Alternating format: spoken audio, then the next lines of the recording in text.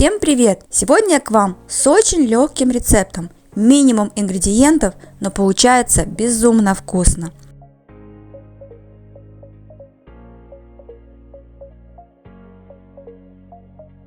Нам понадобятся крылышки. Берите столько, сколько вам понадобится. Чем больше, тем лучше. Поверьте мне на слово. Абрикосовое варенье. Столько, чтобы смазать хорошенько все крылышки. Приправы, те, которые любите.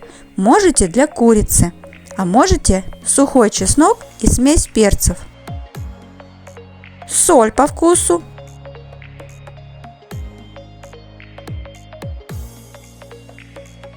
Вот и все. Хорошенько перемешиваем и даем промариноваться.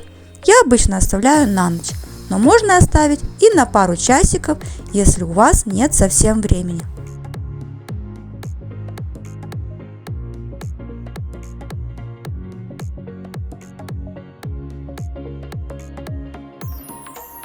Выкладываем в форму.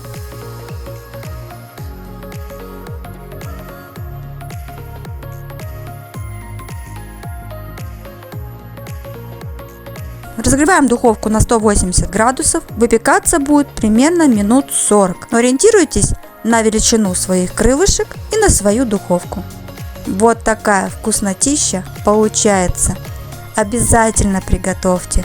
Сочные, мягкие, вкусные, подойдут к любому гарниру, а можно и есть просто так. Если вам понравился мой рецепт, не забудьте подписаться на канал и поддержать видео лайком.